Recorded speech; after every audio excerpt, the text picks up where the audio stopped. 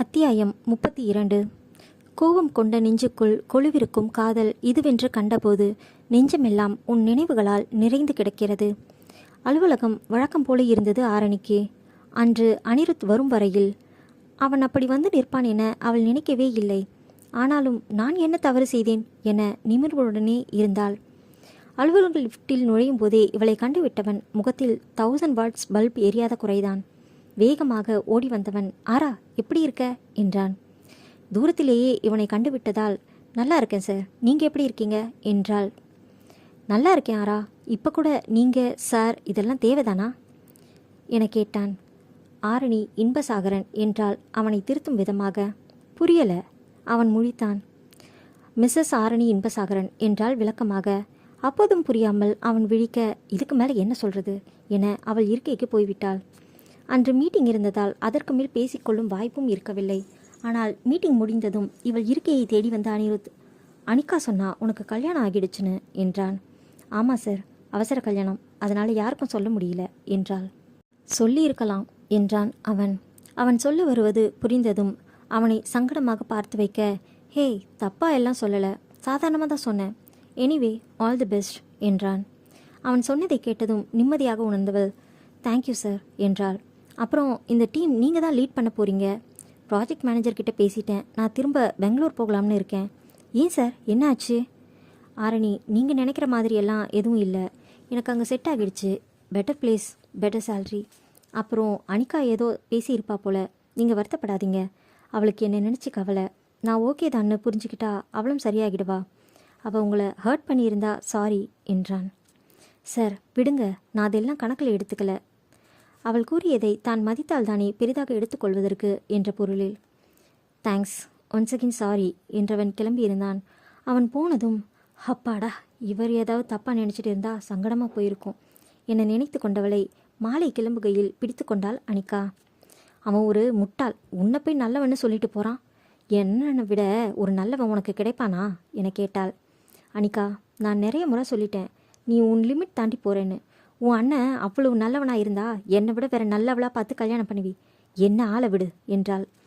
சந்தோஷமாக இருக்கிறதா நினச்சிட்டு இருக்கல்ல, இதுக்கெல்லாம் சேர்த்து வச்சு அனுபவிப்படி ஆருடம் கூறிவிட்டு போனாள்.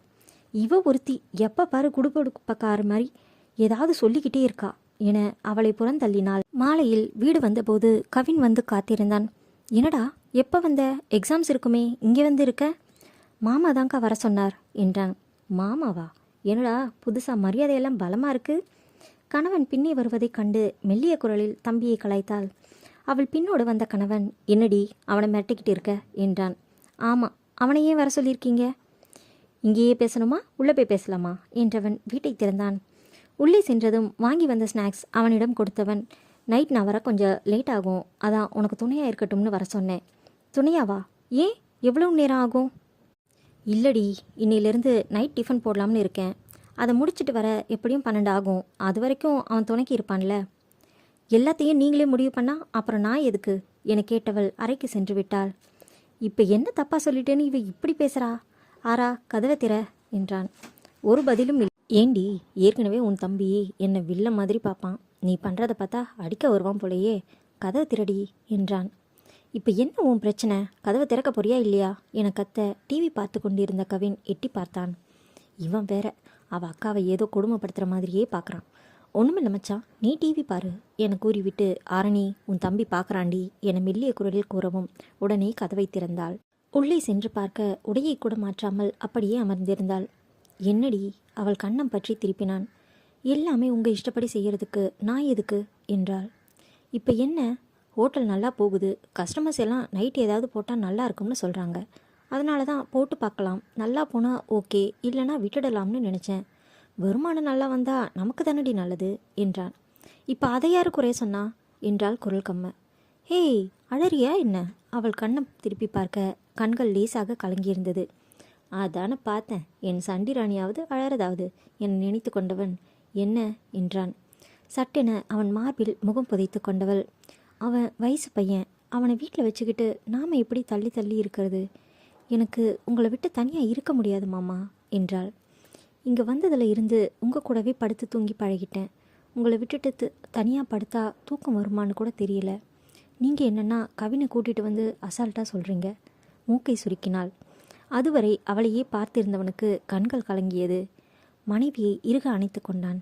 நீ இல்லாமல் என்னால் ஒரு இரவு கூட உறங்க முடியாது என கூறும் மனைவி யாருக்கு கிடைப்பாள்? தவம் செய்து வரம் வாங்கி வந்திருந்தால் கூட இப்படிப்பட்ட பெண் கிடைத்திருக்க மாட்டாள். எப்படி இந்த பெண்ணுக்குள் இவ்வளவு காதல்? முதன்முறையாக அவள் காதலில் மிரண்டு போனான் இன்பசாகரன். அழவில்லை, கத்தி ஆர்ப்பாட்டம் பண்ணவில்லை. என்றாலும் அவள் கூற வருவதை தெளிவாக கூறிவிட்டவளை எண்ணி மகிழாமல் இருக்க முடியவில்லை. இப்போ என்னடி பண்ணுறது? நீ தனியாக இருப்பன்னு நினச்சாலே எனக்கு வேலை ஓடாது. அப்புறம் அங்கே என்ன ஆணி பிடுங்க முடியும் சொல்லு? வர வாய்ப்பை தவற விட்டுட்டு அப்புறம் புலம்பக்கூடாது இல்லையா? சரி, என்ன பண்ணலாம் நீயே சொல்லு என்றான் அவள் வழிக்கே விட்டு. நான் வேணும்னா உங்கள் கூடவே ஹோட்டலில் வந்து இருக்கேன். வரும்போது 2 பேரும் ஒன்றா வந்துடுவோம் என்றாள். அதற்கு அவளை முறைத்து தள்ளினான் அவன். ஆஃபீஸில் உட்காந்து லேப்டாப்பில் வேலை பார்க்குறவளை கூட்டிகிட்டு போய் ஹோட்டல் சந்தடியில் உட்கார வைக்கணுமா? அதுவும் நாள் முழுக்க ஆஃபீஸில் உட்காந்துட்டு வர. இன்னும் ஒரு 6 மணி நேரம் ஹோட்டலில் உட்காந்துருப்பியா? முதுகு வலி என்ன ஆகிறது? யோசிச்சு பேசுடி என்றான் அக்கறையாக. எல்லாம் நான் பார்த்துக்கிறேன். எனக்கும் ஏதாவது வேலை இருக்கும். இங்கே வீட்டில் பண்ணுற மாதிரி அங்கேயும் உட்காந்து பண்ணிக்கிறேன் என சாதாரணமாக கூறினாள். வீட்டில் அவள் எப்படி வேலை செய்வாள் என அவனுக்கு தெரியும். சுவற்றில் சாய்ந்து தலையணையை முதுகு கொடுத்தபடி காலை நீட்டி போட்டுக்கொண்டு சில நேரம் குப்புறப்படுத்து கொண்டு என அவள் வசதிக்கு ஏற்ப செய்வாள். ஆனால் அப்படி ஓட்டலில் உட்கார முடியாதே. அதெல்லாம் சரியாக வராது ஆரணி. பேசாமல் உங்கள் சித்தப்பா வீட்டில் கொண்டு போய் விடுறேன். வரும்போது அழைச்சிட்டு வரேன். உனக்கு ஓகேவா என்றான். நீங்கள் வருவீங்களாங்க?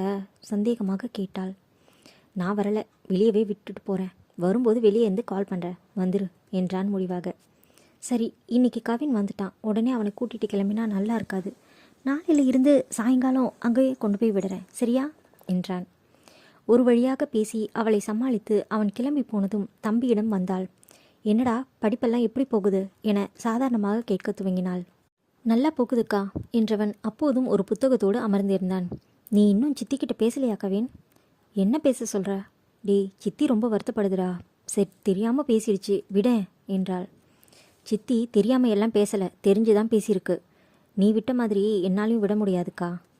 அதுக்காக இப்படியே இருக்க முடியாதுடா. நமக்குன்னு இருக்கிறது நம்ம சித்தப்பா மட்டும்தான். அவருக்கு சித்தி முக்கியம். நீ பேசாமலே இருந்தால் அவருக்கும் சித்திக்கும் தான் மனசு கஷ்டம். நம்மளால் அவங்களுக்குள்ள பிரச்சனை வரக்கூடாதுல, அதுக்கு தான் சொல்கிறேன். நீ புத்திசாலி பையன், புரிஞ்சுக்குவ. பேசுடா. உறவோட அருமையே விட்டு கொடுத்து போகிறதுல தான் இருக்குது. தப்பை கண்டிக்கணும் தான், இல்லைன்னு சொல்லலை. ஆனால் தண்டிக்க வேண்டாம்டா.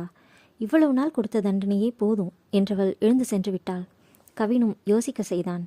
மறுநாள் இருந்து மாலையில் அவளை செந்திலின் வீட்டில் விட்டுவிட்டு இன்பா சென்றான்.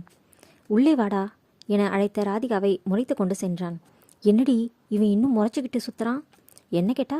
உன் தம்பியை கேளு என நழுவிக்கொண்டாள் பெண். சித்தியும் மகளும் முன்பிருந்தது போல சேர்ந்து சமைத்து கதை பேசி என பொழுதை தள்ளினர். டியூஷன் முடித்து வந்த கீர்த்தி பல நாட்கள் கழித்து வீட்டிற்கு வந்த அக்காவை கண்டு சந்தோஷத்தில் துள்ளினாள். இப்போதாம்மா என் வீட்டுக்கு வெளிச்சமே வந்திருக்கு என்றார் செந்தில்.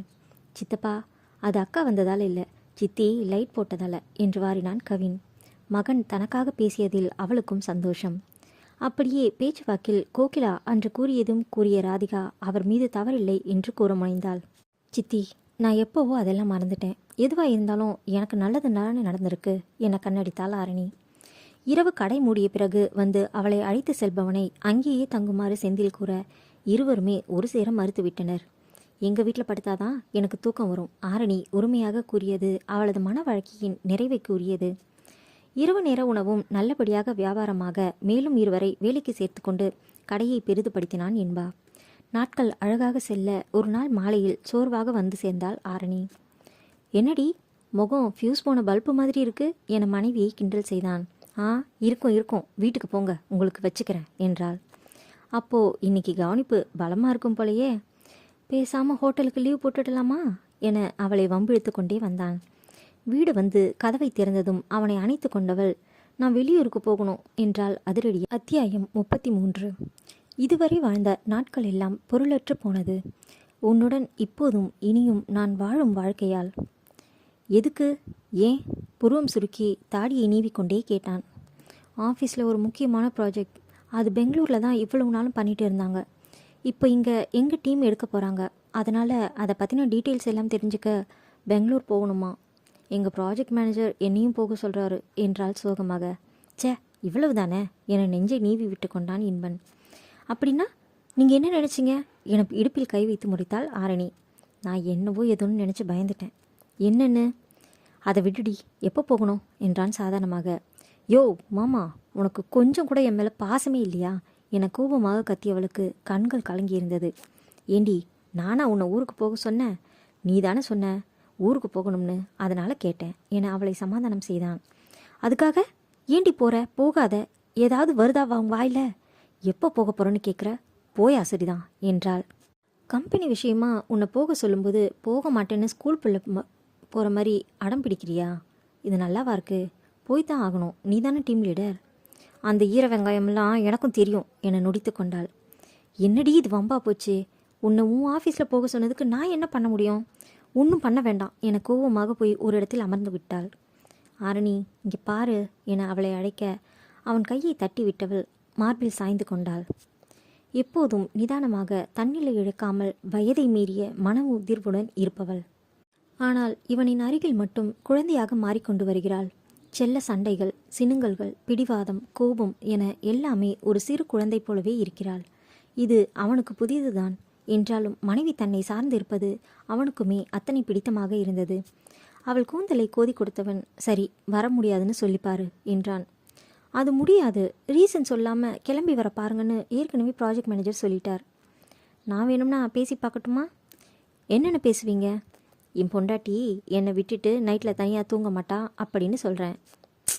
நிமிர்ந்து பார்க்க அவன் குறும்பு செய்கிறான் என புரிந்து அவனை அடித்தாள். வேற என்னடி சொல்ல முடியும்? நீ என்ன ஸ்கூல் பொண்ணா பயப்படுறேன்னு சொல்கிறதுக்கு? நீயே சொல்லு, என்ன பண்ணலாம்? ஒன்றுமே பண்ண முடியாது, போய் தான் ஆகணும் என்றாள் சலிப்பாக. எத்தனை நாள்? 3 நாள் என்றபோது அவன் உடலில் சிறு தடுமாற்றம் வந்து போவதை அவளால் உணர முடிந்தது. ஏமாம்மா, நீங்களும் என் கூட வரீங்களா என்றாள் ஏக்கமாக. நானும் அதை தான் யோசிக்கிறேன். என்னைக்கு போகணும் என்றான். நாளைக்கு ஈவினிங் கிளம்பணும் என தாடியை நீவி விட்டு கொண்டான் அவன். என்ன? அவள் சினுங்கினாள். இல்லடி, நாளன்னைக்கு ஒரு பர்த்டேக்கு சமைச்சு தரேன்னு அட்வான்ஸ் வாங்கிட்டேன். அதை எப்படி முடியாதுன்னு சொல்ல முடியும்? வேறு இடத்துல மாற்றிக்க சொல்லவும் டைம் இல்லை என்றான். தனது பிரச்சனை மட்டும் அல்லது மற்றவர்கள் நிலையில் இருந்தும் அவன் பார்ப்பது அவளுக்கு பிடித்திருந்தது. அவனை மேலும் சங்கடம் கொள்ள விருப்பமில்லாதவள், சரி விடுங்க, 2 நாள் தானே, நானே போயிட்டு வரேன் என்றாள். அவன் பக்க பிரச்சனை பற்றி கூறவும் அவள் புரிந்து கொண்டது அவனுக்கு பிடித்திருந்தது. நீ தனியாக போயிட்டு வந்துடுவியா என கேட்டான். போய்த்தானே ஆகணும். ஏண்டி, பேசாமல் அக்காவை கூட்டிகிட்டு போயேன். அது சரிப்படாது. நான் ஆஃபீஸில் இருப்பேன், சித்தி தனியாக ரூமில் இருக்கணும். அதுக்கு தனியாக வெளியே எங்கேயும் போய் பழக்கம் இல்லை. நீங்களாக இருந்தால் பகலில் எங்கேயாவது வெளியே கூட போயிட்டு வருவீங்க. விடுங்க, பார்த்துக்கிறேன். அவள் கூறியதும் சரியாக இருக்கவே அவனும் ஒத்துக்கொண்டான். அதன் பிறகு இருவருமே ஒருவரை ஒருவர் பிரியாமல் ஒட்டி கொண்டு திரிந்தனர். ஹோட்டலுக்கு லீவு விட்டுவிட்டு அவளுடனேயே இருந்தான். அவன் போன் கூட அணைத்து வைத்திருந்தான். ஏன் என்று அவளும் கேட்கவில்லை, அவனும் சொல்லவில்லை. 3 நாட்கள் பிரியப் போகிறோம் என்பது அவர்களுக்கு பெரியதாக தெரிந்தது. பகலெல்லாம் உறங்காது உணவின்றி ஒருவரை ஒருவர் உணவாக கொண்டனர். பார்வையால் தின்று ஸ்பரிசத்தால் பரிமாறிக்கொண்டனர். ஒரு வழியாக ஆரணி கிளம்பும் நாளும் வந்தது. எல்லோரிடமும் சொல்லிக்கொண்டு கிளம்பினாள். மாலையில் நேரமே வீடு வந்தவள் அவனிடம் கூற வார்த்தைகளின்றி மௌன போராட்டம் நடத்தி கொண்டிருந்தாள். கலக்கத்துடனேயே உடைகளை எடுத்து வைத்து கொண்டிருந்தவளை தோள் பற்றி திருப்பியவன், முடியலனா போகாத என்றான் உறுதியாக. இதழ் பிரியாமல் மெலிதாக சிரித்தவள், இல்லை போகிறேன் என்றாள். நிஜமா? நிஜமா. அப்போ சரி, மாமாவை நல்லா கவனிச்சிட்டு போ என்றான் குறும்பாக. மாமாவா? யாரை சொல்கிறீங்க என அவனை தாண்டி கொண்டு அப்பால் தேடுவது போல் செய்ய அவளை பிடித்து இறுக்கி கொண்டவன், ஏண்டி கொஞ்சம் போது மட்டும் மாமா மாமான்னு சொல்கிறது, மற்ற நேரமெல்லாம் இன்பான்னு சொல்கிறது எனக்கு தெரியாதா என்ன? அவள் கழுத்தில் குறுகுறுப்பு மூட்டினான். அப்படியா? அந்த மாதிரி சொன்னதா எனக்கு எதுவும் ஞாபகம் இல்லையே என அவள் யோசிப்பது போல செய்ய, இருடி உன்னை என்ன பண்ணுறேன் பாரு என ஆளத் துவங்கினான். மெதுமெதுவே கணவனின் ஆட்சிக்கு அடங்கி போனவள் அவனை முழுவதுமாக ஆகர்ஷித்து கொண்டாள். அவளுக்கு தேவையானது எல்லாம் பார்த்து பார்த்து எடுத்து வைத்து கொடுத்தவன் கிளம்பும் நேரம் இறுக்கி அணைத்து கொண்டு, போகாதடி என்றான் குழந்தை போல. சரி என பையை கீழே வைத்து விட்டாள். என்னடி பட்டுன்னு வச்சுட்ட? ஆமாம், நீங்களே சொன்ன பிறகு எதுக்கு போகணும் என்றாள். ஏய் சும்மா சொன்னேன்டி, கிளம்பு.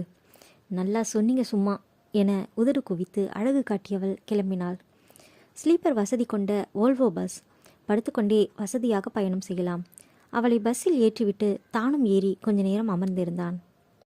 நீ போனதும் அப்புறம் வீட்டுக்கு போகவே மனசு வராதுடி என்றான் அவள் தோள் சாய்ந்து. அவளால் ஏதும் பதில் பேச முடியவில்லை. என்ன சொல்வது? எப்படியும் போக வேண்டும் என முடிவெடுத்தது அவள் மட்டும் அல்லவே, அவனும் தானே. இனி எதையும் பேசி பிரயோஜனம் இல்லை. இருவருக்கும் இருக்கும் கடைசி நிமிடங்கள் கூட வீணாக்காமல் பார்த்து கொண்டான். அவள் கைப்பற்றி நெஞ்சில் அழுத்தி கொண்டே அமர்ந்திருந்தான். இன்பா இன்பா மாமா என அழைக்க விழித்திறந்து பார்த்தான். இனியும் தாமதித்தால் மனைவி தன்னுடனேயே வந்து விடுவாள் என தோன்ற சட்டென பேருந்தை விட்டு இறங்கிவிட்டான். ஜன்னல் அருகே வந்து ஃபோன் பண்ணுடி, நல்ல பொருளை வாங்கி சாப்பிடு, ரெஸ்ட் எடு, அப்புறம் 3 நாள் முன்னாடியே வேலை முடிஞ்சால் வந்துடு, பத்திரமாயிரு என்றவன் தலையை கீழே குனிந்து கொண்டான். இன்பா இங்கே பாருங்க அவள் அழைக்க, இல்லடி போயிட்டு வா பேசிக்கலாம் என அவள் முகம் பார்ப்பதை தவிர்த்தான். இன்பா என்னை பாருங்க, இல்லைனா நான் இறங்கி வந்துடுவேன் என அவள் மிரட்ட தலை நிமிர்ந்து பார்த்தவன் கண்கள் கலங்கி இருந்தது. அதை கண்டவளுக்கு எப்படி என்ன மாதிரி அவனை சமாதானம் செய்வது என்றே தெரியவில்லை. கொஞ்சம் கொஞ்சமாக அவள் இருந்த பேருந்து நகர்ந்து செல்ல கணவன் கண்ணுக்கு மறையும் வரை தலையை திருப்பி பார்த்து கொண்டே வந்தாள். இதயங்கள் இணைந்தபோது இடைவெளிகள் குறைந்து போகுமாம். இங்கென்ன, இணைந்த இதயங்களில் பிரிவில் சிறு இடைவெளி கூட பெரிதாக தெரிகிறதே. அத்தியாயம் 34. நத்தை என ஊர்ந்து செல்லும் நாட்கள் உன் வரவால் முயல் குட்டியாய் மாறி தாவி குதித்து ஓடுகிறதே. பெங்களூர் வந்து வேலையை கற்க துவங்கியிருந்தாள் ஆரணி. வந்த நாளில் இருந்து மீட்டிங் என போனது. வேலை நேரம் போக உணவு உண்ணும் நேரம் கூட கணவனின் நினைவுதான். அன்று ஊரில் இருந்து பஸ்ஸில் வரும் நேரம் முழுக்க பேசிக்கொண்டேதான் வந்தாள். கிளம்பும் நேரம் அவன் முகம் சரியில்லை என்பதே கண்ணில் நின்று கொண்டிருந்தது. அறிவியல் வளர்ச்சியால் நேரில் பேசுவது போலவே முகம் பார்த்து பேசிக்கொண்டுதான் இருக்கிறாள். ஆனாலும் அவன் அருகாமை கேட்டு கெஞ்சும் மனமும் உடலும் சில நேரம் ஓய்ந்து போகிறது. கை கெட்டும் தூரத்தில் அலைபேசியின் தொடுதிரையில் இருப்பவனை கன்னம் வருடி பார்க்க கைகள் பரபரத்தது. விரல்களோ அவன் முகவடிவை அளந்து கொண்டிருந்தது. என்னடி பண்ணுற? உங்களை தான் பார்த்துட்ருக்கேன். அதான் எப்பவும் பார்க்குறியே, இப்போ என்ன பார்க்கக்கூடாதா? உடனே காலை கட் செய்துவிட்டு சாதாரண அழைப்பு விடுத்தாள். என்னடி என்னடி ஆசையாக பார்த்துட்டு இருந்தா ஏன் பார்க்குற, எதுக்கு பார்க்குறேன்னு கேட்டுட்டு இருக்கீங்க? உங்களுக்கு தான் அந்த ஆசையெல்லாம் இல்லை, நேரில் இருந்தால் மட்டும்தான் காரியம் சாய்ச்சிக்கிறது என்றால் கோபமாக. அடியே உனக்கு சரியாகவே சண்டை போட தெரியலடி என்றான் அவன் சிரிப்பை அடக்கி கொண்டு. எதே? கோபமானவளுக்கு ஃபோனிலேயே பறக்கும் முத்தம் கொடுத்து வைத்தான். யோ மாமா, கொடுக்கறதான் கொடுக்குற, அப்படியே கொடுத்தா என்னவா? கொடுக்கறதே ஃபோனில், இதில் ஃப்ளையிங் கிஸ் வேற என்றால் கடுப்பாக. இப்போ என்ன தாண்டி பண்ண சொல்கிற? அவன் நொந்து போனான். கட்டி பிடிச்சுக்கணும் போல இருக்கு மாமா என்றால் ஈக்கமாக. கட் பண்ணிட்டு வீடியோ கால் செய்தான். அவள் கண்கள் கலங்கி இருக்க சட்டென அதை மறைத்து கொண்டாள். எனக்கு மட்டும் இல்லையாடி, இங்கே பாரு என மெத்தையை காட்டினான். அவளது துப்பட்டாவை மெத்தையில் விரித்து படுத்திருந்தான். இதில் தாண்டி படுத்து தூங்குறேன். உன் வாசனை இல்லாமல் தூக்கம் வர மாட்டேங்குது. நீ வந்ததும் 2 நாள் ஹோட்டலுக்கு லீவ் விட்டுட்டு 2 பேரும் நல்லா தூங்கணும் என்றான். அவளுக்கும் அதே எண்ணம்தான் இருந்தது. அவன் அதை கூறவும் என்று மட்டும் கூறி முடித்தாள். நாளைக்கு கிளம்பிடுவேன், நீங்கள் வந்துடணும் சரியா? வராமல் எங்கடி போவேன்? வேணும்னா சொல்லு, இப்போவே போய் அங்கேயே உட்காந்துக்கிறேன், ஓகேவா என்றான். அதெல்லாம் ஒன்றும் வேண்டாம் என்றாள் சிரிப்புடனே. நீ மட்டும் சொல்ல, இப்போவே கிளம்பி போய் உட்காந்துட மாட்டேன் என கூறவும் அந்த பக்கம் விழுந்து விழுந்து சிரித்தாள் ஆரணி. மாமா, வர வர நீ ரொமான்டிக் ஹீரோ ஆகிட்டே வரீங்க என்றாள். அப்படியா? அப்போ சீக்கிரம் வா, வந்ததும் ரொமான்ஸ் பண்ணுவோம் என கூறி அவளை சிவக்க வைத்தான். மறுநாளும் ஏதேதோ பேசி அந்த நாளை நல்லபடியாக கடக்க வைத்தான். ஆரணி கிளம்பி வண்டியில் ஏறி அமர்ந்தபோது ஏதோ வான்மிதக்கும் கப்பலில் அமர்ந்திருப்பது போலவே உணர்ந்தாள். கணவனை கண்டவுடன் என்ன செய்வான்? பலர் பார்க்க கட்டி அணைத்துக் கொள்வானா? இல்லை அமைதியாக வீடு வரை வந்த பிறகு அணைத்துக் கொள்வானா? யோசிக்க யோசிக்க மனம் கல்கண்டாய் இனித்து கிடந்தது. கணவனிடம் போகிறோம் என்ற எண்ணமே நிம்மதியாய் உணர வைக்க பேருந்தில் ஒலித்த பாடல் கூட அவளின் மனநிலையை தெளிவாய் காட்டுவதைப் போல இருந்தது. இதுவரை நடந்ததெல்லாம் ஒரு 100 முறையாவது நினைத்து பார்த்திருப்பாள். நினைக்க நினைக்க மனம் நிறைந்து போனது. அதையே நினைத்து கொண்டு பயணத்தை கடந்தாள். இருப்பிடம் வர வர என்னவோ பல வருடம் கழித்து பார்க்க போகும் கணவனை காண்பது போல இருந்தது. அவனுக்கு அழைத்து இறங்கப் போவதாக கூறினாள். அவனும் காத்திருப்பதாக கூறவும் ஆவலாக அவனை எதிர்பார்த்து கொண்டே வந்தாள். இறங்குமிடம் வந்ததும் கணவன் எங்கேனும் தென்படுகிறானா என கண்கள் அலைப்பாய ஆர்வமாக தேடினாள். அங்கே அவன் பைக் இருக்கவும் முகத்திலும் மனதிலும் ஒரு சேர சூரியன் மலர்ந்தது. தூரத்திலேயே பார்த்து கொண்டு வந்தவள் கண்கள் சுருங்கியது. பார்வையை கூர்மையாக்கி பார்த்தாள். யாருடனோ பேசிக்கொண்டிருந்தான். நெருங்கி நெஞ்சுக்குள் ஏதோ வலி தோன்றி தேகம் முழுக்க பரவுவது போன்ற மாயையை தோற்றியது. கால்கள் நடுங்கி உடல் தளர்ந்து போனது. அமர்ந்த இடத்திலிருந்து எழ முடியவில்லை அவளால். கண்கள் இருட்டி கொண்டு வந்தது. எங்கே விழுந்து விடுவோமோ என்பது போல இருக்கவே அப்படியே அசையாமல் இருந்து கொண்டாள். கண்கள் கலங்கி இதோ விழப்போகிறேன் என மிரட்டிய கண்ணீர் துளிகளை உள்ளிழுத்து தக்க வைத்து கொண்டாள்.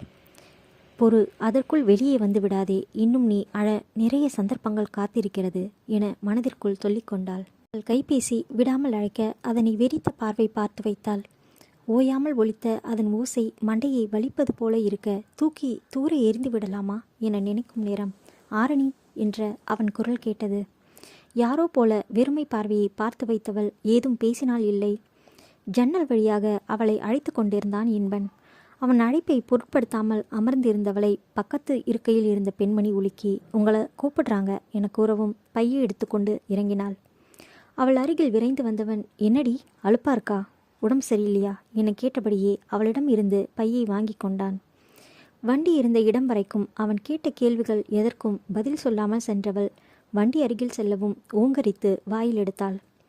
பதறிப்போனவன், என்னாச்சுடி என அவள் தலையை பிடித்து கொண்டான். அவன் நெஞ்சின் மீதே சாய்ந்து கொள்ள விழைந்த உடலையும் மனதையும் கடினப்பட்டு அடக்கி கொண்டாள். ஹாஸ்பிட்டல் போகலாமா அவன் கேட்க வேண்டாம் என மறுப்பாய் தலையசைத்தாள். வீடு நோக்கி அவன் வண்டியை விட சித்தப்பா வீட்டுக்கு போங்க என்றாள் வெறுமையாக. அங்கே எதுக்கு? மனைவி முகத்தில் தெரிந்த வாட்டம் மனைவி வதைக்க அவளை பார்த்தபடியே கேட்டான். பஸ்ஸில் வந்தது முடியலை, ரெஸ்ட் எடுக்கணும். அவள் முகவாட்டம் பொய் சொல்லவில்லை என உணர்த்த பேசாமல் வண்டியை விட்டான். நேராக செந்திலின் வீட்டிற்கு சென்று நிறுத்தினான். வாசலில் வண்டி நிற்கவும் எட்டி பார்த்த ராதிகா, ஆரா எப்போ வந்த, வா என வரவேற்றாள். அவளது பையை தூக்கி கொண்டு திரும்பி பாராமல் நடந்த மனைவியை முதன்முறையாக பார்ப்பது போல பார்த்து வைத்தான் இன்பா. என்னடா தம்பியை கேட்க உள்ளே பார்த்து கீர்த்தி, கவின் என குரல் கொடுத்தான். 2 பேரும் ஸ்கூல் போயிருக்காங்கடா ராதிகா கூறினாள். இன்னும் அவன் அவளிடம் பேசியிருக்கவில்லை. உடனே மொபைல் எடுத்து செந்திலுக்கு அழைத்தவன், ஆரணி உங்கள் வீட்டில் தான் இருக்கா, வண்டியில் வந்தது அவளுக்கு ஒத்துக்கலை, கொஞ்சம் பார்த்துக்கோங்க என கூறினான்.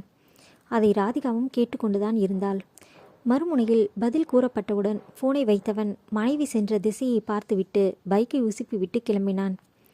வீட்டிற்கு சென்று ஆரணியை பார்க்க அவள் தலையில் கை வைத்து கொண்டு கண்கள் மூடி படுத்திருந்தாள். என்னடியாரா என கேட்டு பக்கத்தில் உட்கார்ந்தாள் ராதிகா. பஸ்ஸில் வந்தது ஒத்துக்கலை சித்தி, தலை சுற்றிட்டு வாந்தி வர மாதிரி இருக்கு, கண்கள் திருவாமலே கூறினாள். சரிடி, கொஞ்சம் படுத்து எழுந்தால் சரியாயிடும், சுடு தண்ணி வச்சு தரவா, குடிக்கிறியா? இப்போ வேண்டாம் சித்தி, நேரம் ஆகட்டும், படுத்து விட்டாள். அவளை தொல்லை செய்ய வேண்டாம் என வெளியே எழுந்து வர அவளின் மொபைல் இசைத்து கொண்டிருந்தது. எடுத்து பார்க்க செந்தில் தான் அழைத்தார். சொல்லுங்க, ஆராவுக்கு என்ன பண்ணுது? இன்பா ஃபோன் பண்ணி சொன்னானே. ஒன்றுமில்லை, பஸ்ஸில் வந்தது கிறக்கமாக இருக்க போல, படுத்திருக்கா. அங்கே போனால் தனியாக தானே இருக்கணும், அதான் இங்கே வந்துட்டா. முகமே வாட்டமாக இருக்குது, 4 நாள் கழித்து தான் அனுப்ப போகிறேன். சாரு என்கிட்ட பேச மாட்டார்ல, அதான் உங்களுக்கு ஃபோன் பண்ணி சொல்கிற மாதிரி என்கிட்ட சொல்லிட்டு போகிறான் என்றாள் தம்பியை குறித்து. சரி விடு, ஈவினிங் நான் சீக்கிரம் வந்துடுறேன். சரிங்க, வரும்போது அவளுக்கு பிடிச்சதா சாப்பிட வாங்கிட்டு வாங்க என கூறி வைத்து விட்டாள்.